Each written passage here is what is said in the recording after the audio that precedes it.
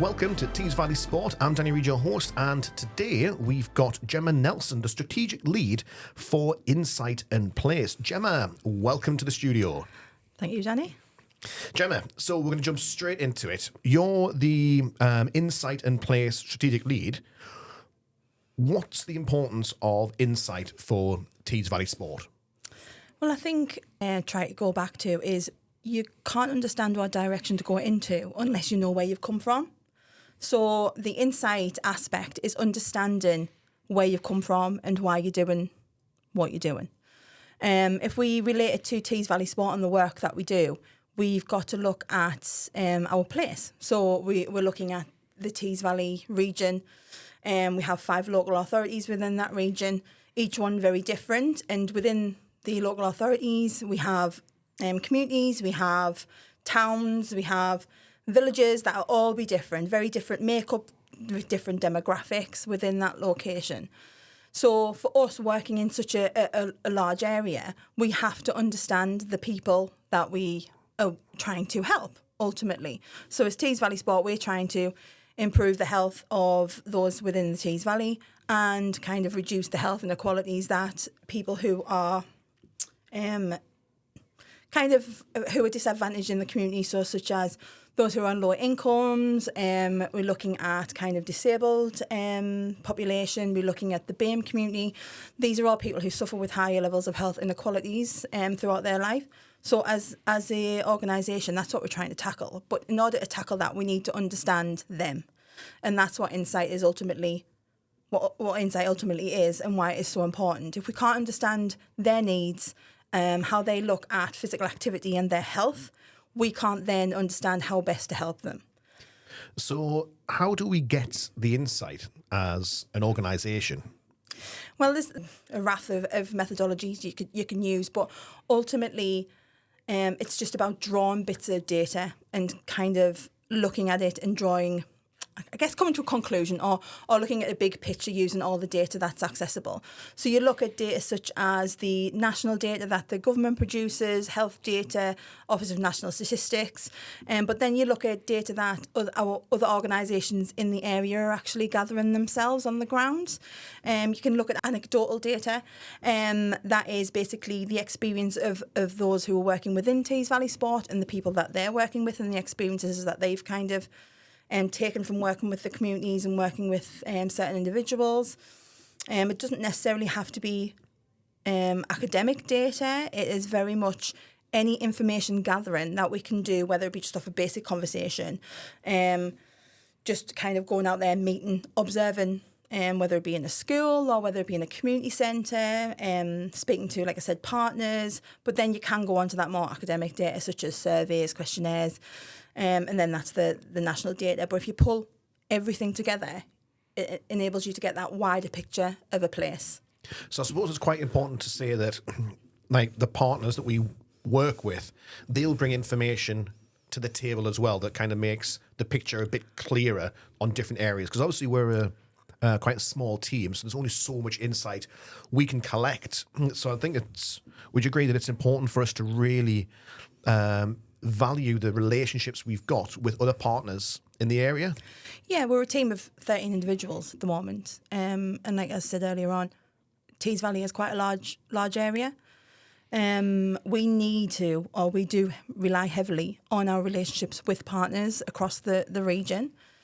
If we didn't have, I guess, their buy-in or their understanding of what we do and how physical activity can help with their outcomes, then we wouldn't be able to do the work that we do. They work with these people on the ground. They probably have closer relationships. They'll understand their communities far more than we can as a team of 13. And currently we have one Insight and Impact officer who's trying to do all that work.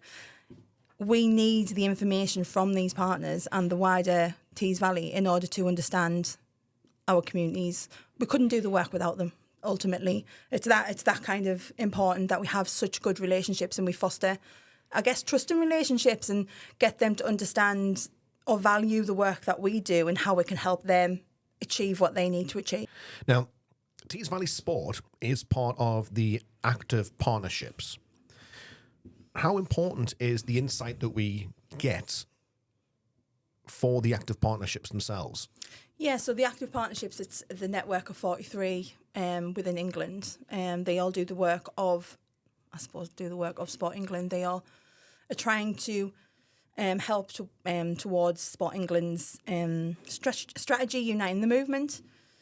We all work in very different localities. Our places and our communities are all very different. There will be crossover, but ultimately, we all do have different challenges. But I think the insights aspect of all 43, it's so important to be able to share or have a place to share our understanding, not just of our communities, but understanding the work that we've done and how it's worked, if it's worked, why, if it hasn't worked, why hasn't it worked, what have we learned from that piece of work, whether it be working with the community, whether it be working within the health system, whether it be working within schools. We need to understand what's working, what's not working.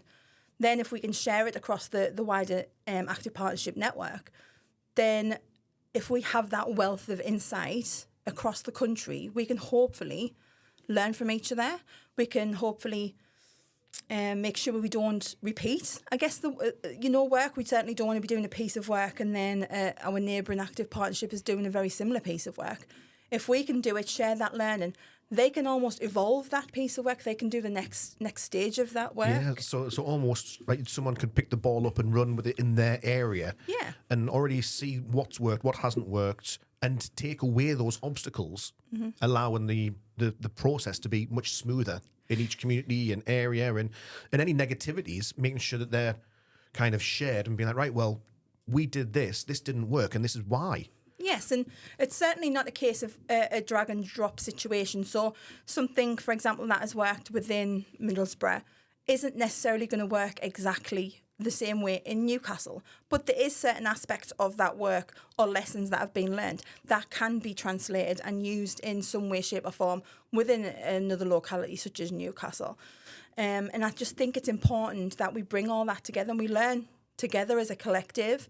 We can then come up with things such as, best practices, whether it be around the work that we do or whether it be around the monitoring and evaluation of the work that we're doing. I just think it's so important that we don't, I guess, gatekeep our understanding and our learning, because it is so important to the wider network. And I suppose that's what a lot of people kind of struggle with, because as an organisation, if we looked at it as a business, a lot of people would want to keep this information locked in, like, no, this is our information. But being part of the active partnership, like 43 other organisations, it is important that this information's shared right the way across, like, the UK. And I think that's one thing that's really different about this organisation compared to other organisations in the area. We want to share as much information as we can to make sure that people don't make the same mistakes, or we were able to help and progress things in a faster way. So people don't, like you said, people don't have to repeat something that they've already done. A few members of our team are creating resources. They have worked in collaboration and done it on a co-production with people within the health system, the communities, families, parents, and they've created a number of resources that the health system are taking on and they are using.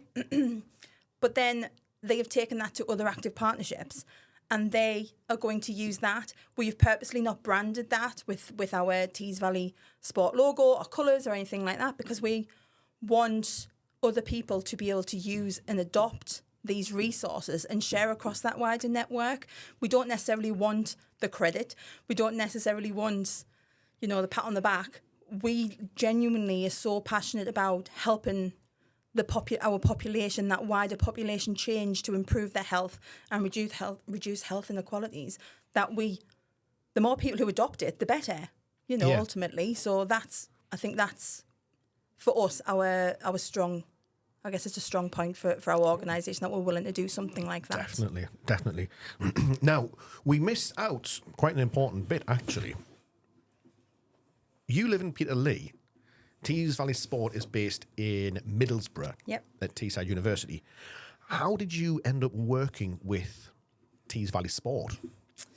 Right, so I'll try and keep it as quick as I can because it's quite a long story.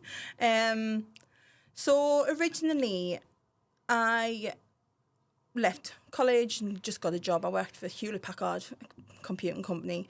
I did various jobs within there. I was there for 10 plus years, just normal kind of everyday job in the private sector. I guess I had my son, but I guess I understood the importance of being healthy and being fit for, when you have a child, things change, don't they? Your perceptions change, the way you think, the way you see life, it changes. And for me, it was right. I need to get healthy. I need to exercise. I need to, do my best in order to keep up with a toddler effectively. So I went and joined. They called them boot camps at the time, but it wasn't really a boot camp. It was kind of high intensity training. I did then. I ended up losing about £100 in weight. I did my personal trainer qualifications. I worked for them for a number of years. And then I decided to take redundancy and go to university at the ripe old age of, I think I was about 33, 34, something like that. And I did my physical activity education degree in physical activity and health. And that kind of led me down into this career path. I didn't know what I wanted to do with that degree. I just knew it was something that I valued, and because physical activity had such an important, or played such an important part of my life, especially on mental health. I was on antidepressants prior to being active. I came off them within a couple of months of being physically active, and I've never went back onto them. So for me, I guess it created that value of physical activity and being healthy. So then after I did my degree, I was like, what am I going to do? I didn't know what I wanted to do. And the opportunity came up to do a PhD. And alongside doing the PhD, there was a position as a research assistant within Tees Valley Sport. It was 6 hours a week. And so I applied, didn't think for a second I would get it. Applied, got offered the job and the PhD. And I guess I haven't looked back since. I was a research assistant for about 4 years, then became our Insight and Impact Officer. I did that for about a year and a half, and then here I am in the job I am in today. So it was, for me, if I didn't have that mind shift of understanding the value of physical activity and how important it was to not just my physical health, but also the mental health, I wouldn't be sitting here talking to you. I think that's a big story with quite a lot of the team. It's seeing the value of physical activity on mental health, and then that ends up driving them down this road. And we all end up kind of falling into Tees Valley Sport with a drive and a passion, knowing the importance of it and wanting to try and help as much as we can, and trying to, from our own stories, know that it's important. And I think that's one thing that's really nice within the team. It's everyone's got that individual drive of, actually, I know that this stuff's really, really important. Yeah, and I think that's kind of the challenge we face as an organisation and as a wider network in terms of the active partnership. We ultimately, in order to change behaviour or have that population level change, we need, I guess, the population to understand the value of physical activity. And by doing that, it's very, we almost have to do it in a very insidious way. We work with organisations, we kind of jam it into their outcome, see how they can use it to solve that wider societal outcome. So it's not about physical activity, it's very much about how it can be used as a vehicle. And then hopefully by doing that, we will have those kind of knock-on effects of that increased value or understanding of how important it can be. It does. Again, everything just links up so nicely and makes so much sense on like people's journeys on how they fall into physical activity, movement. But then it's like you just said there, it's not just about being physically active, like playing sport and things like that. It can be anything. And that's one thing I love about like the organisation and the way that we're going is we're trying to help other partnerships help people get active in complete different ways. And it's not just the normal thing or the past thing of like, go and join a football team. It's really looking at stuff completely different and getting people aware of the movement that they're doing is making a difference. Yeah, and I think ultimately Insight has shown us that not everybody wants to play a team sport. Not everybody wants to do a sport. You know, just like anything, us human beings are very different. We're very unique. We have our own likes and our dislikes. And, you know, there's, in my experience, in the world, I guess the people who surround me, very few of them actually play sport or grew up enjoying sport. And so it's so important that we kind of, I guess, look at being physically active at a more broader kind of sense, such as things like walking, going to the park, taking your dog for a walk, gardening, getting out, even just getting outside is so important and helps in a myriad of different ways in terms of your health, whether it be physical or mental. And I think it's that insight that has helped, I guess, Sport England as well, change from that very sport heavy way they used to be historically to now looking at the more holistic kind of view and how just being physically active, no matter what it is, just movement is just as important.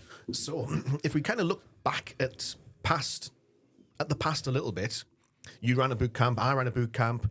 Back in the day, how do you think mentality has shifted now from back then on the impact of physical activity on mental health? Well, from my perspective, I know when I started participating and being more physically active, because throughout my life I did kind of go to the gym here and there, and so it was always kind of on the edge. I did karate to quite a high level when I was very young, so I was kind of like always dipping in and out throughout my life, but really I don't think I understood the impact of it on my mental health until I was a lot older and had to deal with, I guess, more adult issues, i.e. having a child, relationship breakdowns, all those kind of things. And because I was going through a time in my life where, like I said, I was on antidepressants, and I knew I had to, I guess, change something, or at least have a focus outside of just being a single parent and going to work. Being physically active, it was almost a happy accident that it actually helped my mental health. It certainly wasn't something I went into because I wasn't really aware, or the awareness wasn't there, and I'm talking 12-ish years ago. But from then to now, for me, the awareness, it helps immensely from my personal experience and based from kind of looking at the research and the insight and talking to other people. That's something that is prevalent. So jumping back into the insight and places, how important is it that we link all this stuff together? So if we're looking at kind of, obviously my title is Insight and Place. So we look at place. Place is anything you want to define a place as. So for example, a place can be this podcast studio or this organisation who runs this, that can be a place. A place can be the street that this studio is on. It can be a village, it can be the town, it can be the whole region.